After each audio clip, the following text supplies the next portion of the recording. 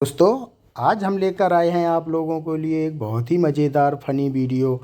आप लोग इसे ज़रूर पढ़ें और सुनें, तभी आप लोगों को खूब मज़े आएंगे, हंसी आएगी। इस कहानी का नाम है ठीठपुर का महान जासूस मंगलू। एक फ़नी कहानी। दोस्तों, आप लोग इसे स्किप मत करना, फिर आपको मज़ा ही नहीं आएगा कहानी सुनकर। तो अगर आप लोग नए हैं तो हमारे चैनल को प्लीज़ लाइक एंड सब्सक्राइब ज़रूर करें। तो चलो प्रारंभ करते हैं। गांव का नाम था ठीठपुर, जहां लोग जितने सीधे दिखते थे अंदर से उतने ही तिकड़मी थे।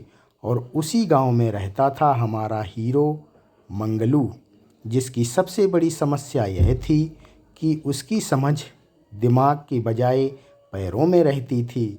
यानी जहां चलता था वहीं सोचता था, और अक्सर खंबे, दरवाजे, दीवार और कभी-कभी भैंस से भी टकरा जाता था।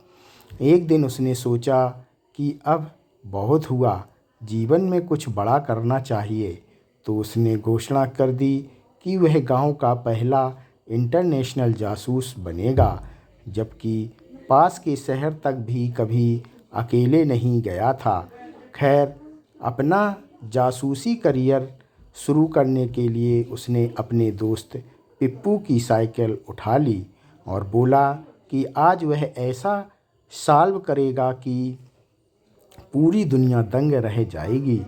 तभी उसे सूचना मिली कि गांव की सरपंच की कीमती लड्डू वाली बाल्टी अचानक गायब हो गई और पूरे गांव में कोहराम मच गया, क्योंकि वो बाल्टी किसी साधारण लड्डू की नहीं, बल्कि सरपंच की बहन की ससुराल से आई शाही बूंदी की थी, जिसकी खुशबू से ही लोग पगला जाते थे। मंगलू ने सोचा कि यह तो उसके जासूसी करियर का शानदार मौका था है, और वह तुरंत पिप्पू को साथ लेकर तपास में जुट गया। उसने पहला शक गांव की कुख्यात बकरी धन्नों पर किया क्योंकि वो जो भी दिखे खा जाती थी। मंगलू ने उसे पकड़कर पूछताछ शुरू की, लेकिन बकरी ने सिर्फ मैं करके उसकी धोती चबा ली, जिससे मंगलू को लगा कि वे यह संकेत है कि असली चोर इंसान है। इसके बाद मंगलू ने गांव के पहलवान कालू पहलवान को रोका, जो सुबह सुबह अखाड़े में दंड बैठक लगा रहा था। मंगलू ने पूरा रौब झाड़ते हुए कहा कि उसे तलाशी लेनी होगी, पर पहलवान ने इसे अपनी इज्जत पर ले लिया और मंगलू को ऐसी हवा में उठाकर घुमाया कि पिप्पू को लगा कि मंगलू किसी मेला वाले झूले पर बैठा है। जैसे तैसे मंगलू ने जान बचाई और बोला कि यह केस बहुत जटिल है, इसमें कोई सुपर स्मार्ट चोर है। तभी उसे एक महत्वपूर्ण सुराग मिला। जमीन पर बूंदी का एक छोटा दाना पड़ा था, जो किसी ने जल्दबाजी में गिराया होगा।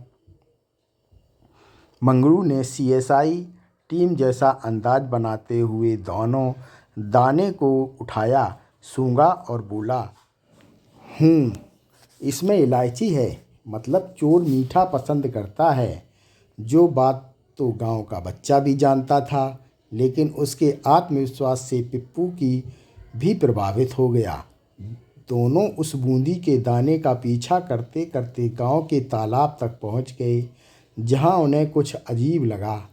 तालाब के किनारे दो पैरों के निशान और साथ में छोटे छोटे पंजों के निशान। मंगलू ने तुरंत अनुमान लगाया कि चोर अकेला नहीं था, उसके साथ कोई साथी भी था, शायद बकरा, कुत्ता या बंदर। इतने में पेड़ पर बैठा एक मोटा सा बंदर उन्हें घूर रहा था और उसकी मूंछों पर बूंदी चिपकी हुई थी। मंगलू को लगा कि वो ही असली अपराधी है और वह तुरंत पेड़ पर चढ़ने लगा। लेकिन मंगलू का पेड़ पर चढ़ना ऐसा था जैसे कोई आलू बोरा ऊपर खींच रहा हो। पैर फिसले, हाथ छूटा और सीधा नीचे आ गिरा। बंदर ने मज़े लेते हुए उसकी जेब से सीटी निकाल ली और तेज आवाज़ में सीटी बजाने लगा, जैसे चोर खुद जश्न मना रहा हो। अंत में पिप्पू को गुस्सा आ गया और उसने पत्थर फेंककर बंदर को डराया। बंदर भागा, लेकिन जाते जाते ऐसा संकेत दे गया कि असली चोर कोई और है। मंगलू को अचानक याद आया कि सरपंच के घर के पास अक्सर एक बूढ़ा काका बैठता है, जिसे बूंदी बहुत पसंद है और जो हमेशा कहता रहता है कि शाही चीज़ें हम गरीबों के लिए ही बनी हैं। दोनों वहां पहुंचे तो देखा कि काका बड़े मज़े से सरपंच की लड्डू वाली बाल्टी लेकर बैठा है और खा खाकर ऐसे हंस रहा है जैसे उसने विश्व युद्ध जीत लिया हो। मंगलू को लगा कि बस यह तो दुनिया का सबसे बड़ा केस सॉल्व हो गया। वह काका पर ऐसे टूट पड़ा जैसे सीआईडी का दया दरवाज़ा तोड़ता है। काका ने स्वीकार किया कि उसने बाल्टी इसलिए उठाई क्योंकि उसे लगा कि यह किसी शादी में बाल्टी जाने वाली प्लेट है और कौन मुफ्त का शाही लड्डू छोड़ता है। पूरे गांव ने हंसते हंसते मंगलू को महान जासूस घोषित कर दिया, जबकि उसने पूरा दिन बंदर, बकरी और पहलवान के पीछे दौड़कर बिताया। लेकिन मंगलू गर्व से बोला कि केस सॉल्व करना आसान नहीं होता, इसमें दिमाग चाहिए, जो मेरे पास भरपूर है। यह सुनकर पिप्पू ने कहा, हाँ हाँ, तभी तो बंदर ने भी तुझे देखकर तालियां बजाई थीं और पूरा गांव फिर हंसी से गूंज उठा। जबकि मंगलू अगला केस ढूंढने निकल पड़ा। इस बार गायब था पिप्पू का पूरा टिफ़िन और मंगलू को पूरा यकीन था कि यह काम बकरी धन्नो का ही है। तो दोस्तों, ये फ़नी वीडियो यहीं समाप्त होती है। आप लोगों को कैसी लगी हमें कमेंट करके ज़रूर बताएं। कमेंट में बताएं